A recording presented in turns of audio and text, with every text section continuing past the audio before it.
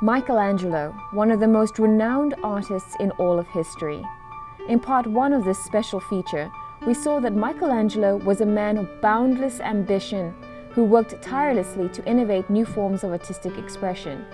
In part two of our special feature on Michelangelo, Quest for Genius, we'll continue our conversation with Lloyd DeWitt, Curator of European Art at the Art Gallery of Ontario, to learn more about Michelangelo's enduring legacy and his influence on French sculptor Rodin.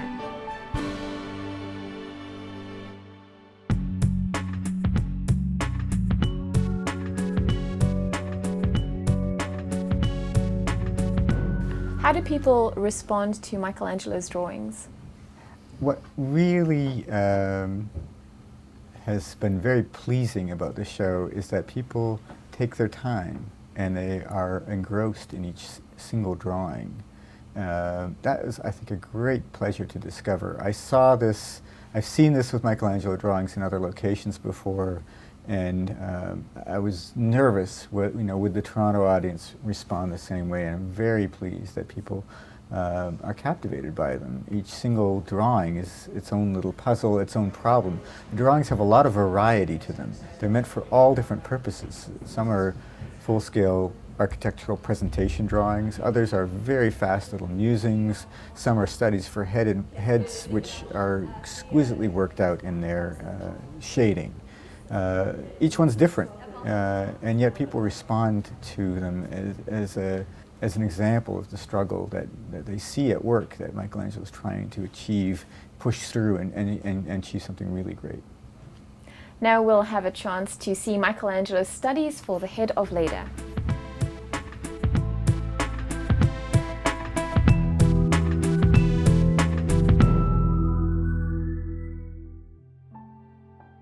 So here we've got the head of Leda, studies for the head of Leda. Beautiful red chalk drawing of about 1530, and it shows Michelangelo thinking about how to make the ideal of beauty in this scene of the loves of the gods. Actually quite a sexy painting for the D'Este court in Ferrara, and he is refining an ideal of beauty here. He's doing the drawing not just once but then twice. You think this is beautiful enough, but then he pulls over here and tries to refine the contour of the nose and the eye, or it may have been the other way around, we're not quite sure.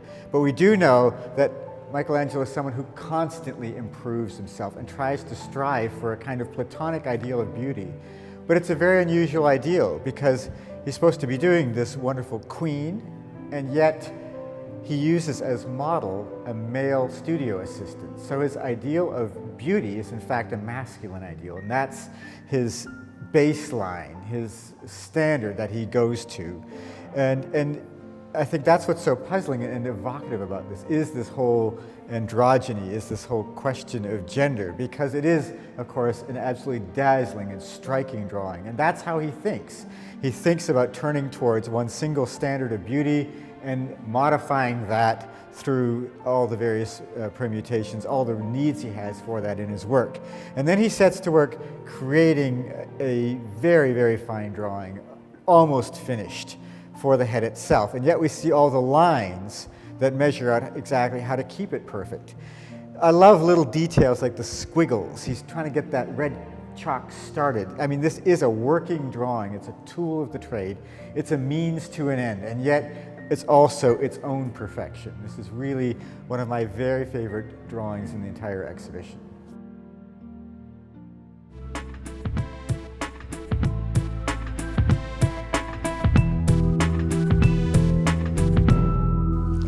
The study for the head of Leda is just an exquisite drawing. What was the reaction to this drawing once it was finished? Well, I'm curious. It's, I think, one of the most beautiful drawings of the Italian Renaissance, and others have said this too. And it's beautiful for many reasons. We have that repetition of the head, and then the eyes and nose are repeated, and you can see Michelangelo searching for the right contour. And the head itself is exquisitely finished, the face, which meant that he is carrying something to a degree of polish and finish that is much, it goes much further than normal for him. So he himself was also captivated by this encounter to try to create something really exquisite, even though it's just a sketch, and it's a sketch for this painting for the D'Este Court in Ferrara. And the painting itself is a very sexy painting. It's was meant to be part of a group of paintings that were about the loves of the gods for a private studio. So there was a theme already in place that that was very private, very intimate. The tone of the painting is really, I think, something that Michelangelo responds to in the drawing. That it's something that's a surface that he shows a lot of love with. That he bonds closely with the whole project. The story is a somewhat sad one because the painting was in the end rejected for having been having succeeded a little too well, and so it was likely destroyed, and we don't know its exact history once it left the studio, but it was found to not be acceptable, and this must have been very painful for him, although he knew that patrons could certainly be very fickle, and that fortunes changed. The painting itself was fortunately copied, so we have some idea of what it looked like. The face itself is interesting because it was based on, like so many things in Michelangelo's oeuvre, it was based on the figure of a man, even though it's for this queen. He starts there, and we can see that because of the cap and part of the shirt collar that are visible are those of a laborer and someone, and not of a queen, so, or not of a female model. So he uses one standard of beauty, but then he does refine it to try to get the right figure of this woman's head.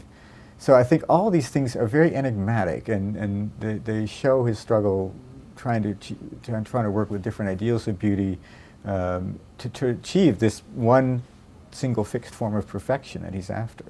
And I think that's what makes it so magic. And you see little scribbles on the page too, where he's trying to get that red chalk going. I think it's magical because it's so tied to the craft of drawing and inventing, and yet it just ascends because of this perfection of that head in the center. So I think that's what makes that drawing really magical. Many of his patrons, as you mentioned, were influential and extremely powerful men. Exactly. What was his relationship like with these patrons? His relationship was very testy. I mean, he would challenge popes, and he would... Only Michelangelo could do that. I know, and exactly. And he, of all people, knew what it meant to do so, but he knew his own limitations. He also knew what he could do, and he knew what he was good at. And he had very strong opinions about what should happen. So in a way, we're sometimes very lucky that he did take on a challenging role, that he did decide to come up with a very new design for the Sistine ceiling. But for the most, his greatest disappointments are always parts of these relationships with the popes, because of these ambitious projects that they asked him to undertake. That frequently changed or had to be abandoned. The Church of San Lorenzo was a huge heartbreak for him. He'd spent many months in the mountains.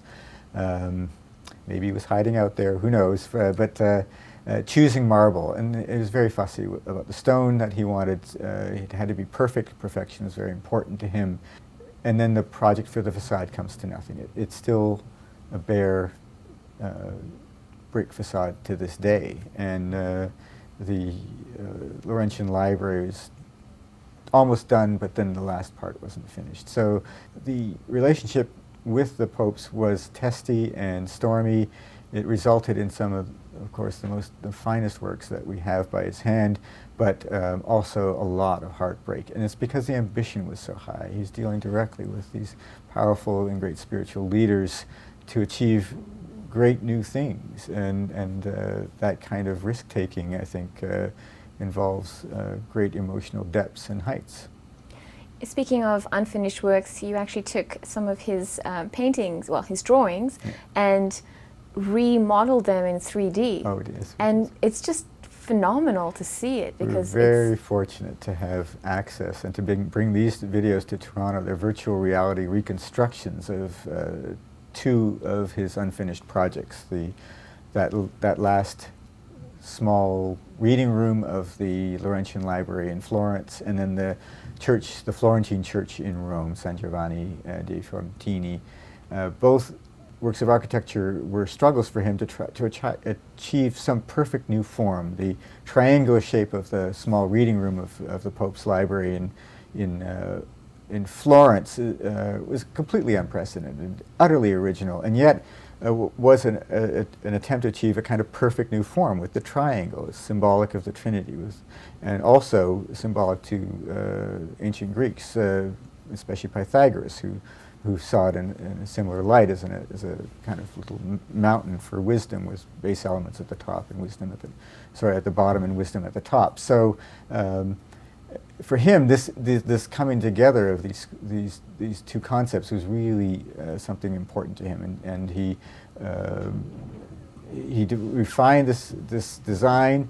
He presented it. That's the drawing we see, and unfortunately, politics took a turn for the worse, and this last part of the library was never finished. It must have been a heartache for him. But what's great for us is that using the drawings that are left behind, scholars in Rome were able to reconstruct what the structure must have looked like. But with computer technology, we can animate it and show what it would have looked like with the proper fall of light and dark, and you can move through it. So yeah, in a way, have a privilege that Michelangelo never had.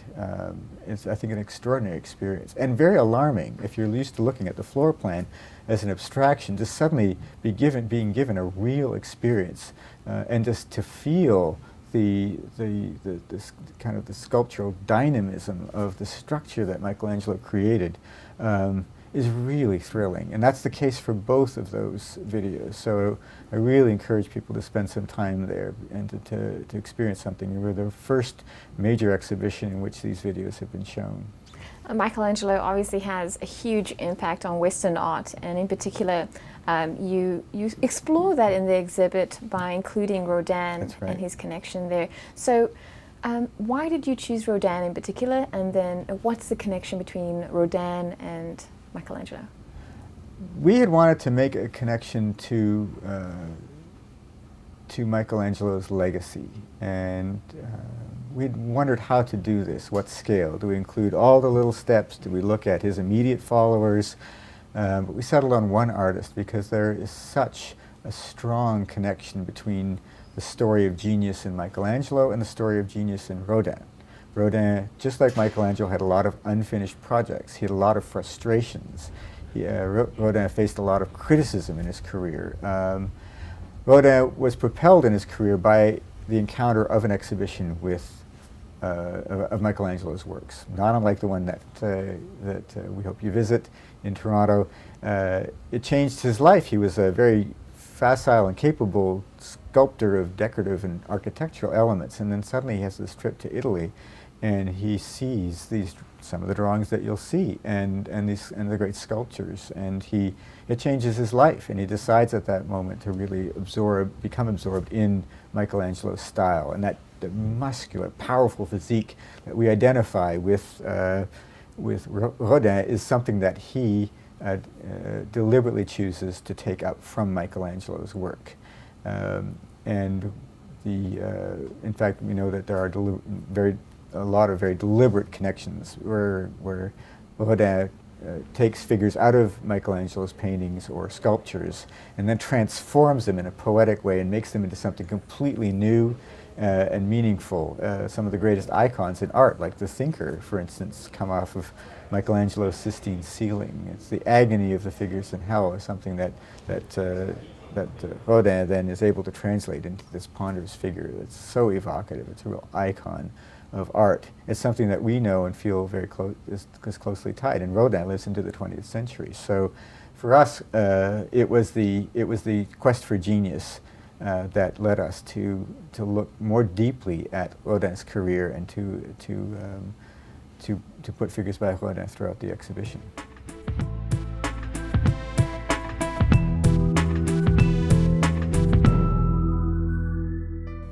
1840, Auguste Rodin was born into a working-class family in Paris. Although he was to become the most important sculptor of his age, his early years were full of struggles and setbacks.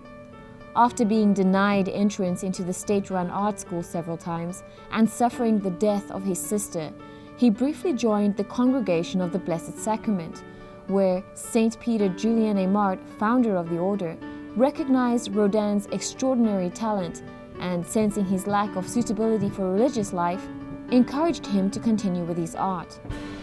It was only later, during a trip to Italy in 1876, however, when Rodin turned to Michelangelo for artistic inspiration. Rodin's sculptures brought a fresh perspective and energy to his depictions of the human body.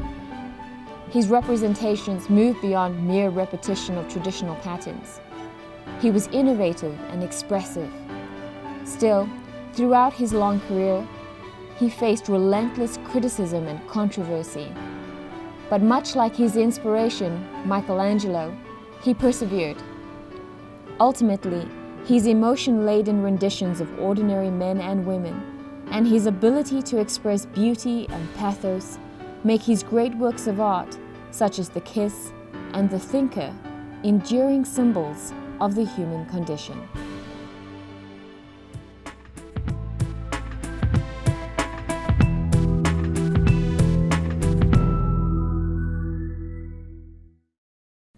The Renaissance. It's considered one of the most dynamic periods in Western art history. But perhaps as interesting is the city and the people that inspired it.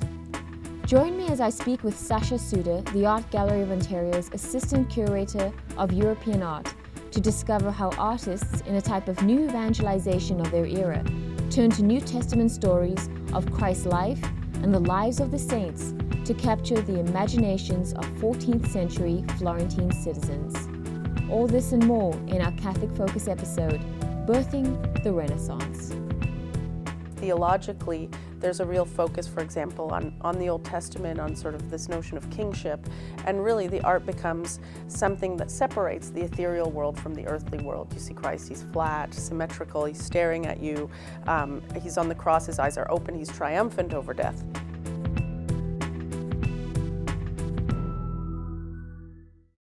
What has this exhibit meant for you personally? I'm sure that encountering Michelangelo's works again is just a delight.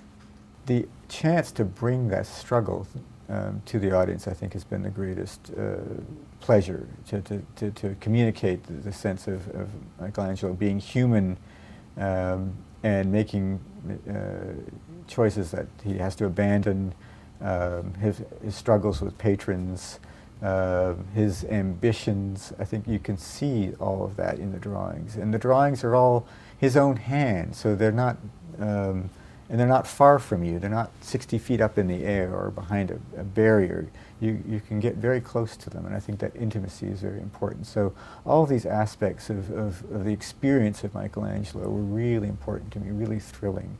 I memean, who hasn't been to the Sistine Chapel and been overwhelmed by what they've seen, or seen the figures of the bound slaves in the Louvre, and just wondered, you know, my goodness, what kind of person is this?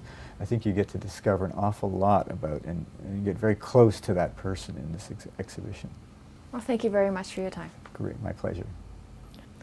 Lloyd DeWitt is the Curator of European Art for the Art Gallery of Ontario. He spoke with us about their latest exhibit, Michelangelo Quest for Genius. To find out more about this once-in-a-lifetime exhibit, visit ago.net. Additional footage was provided by the Art Gallery of Ontario. And that's all for tonight. If you have any comments or questions about this episode of Catholic Focus, write to us, focus@saltandlighttv.org. See you next time.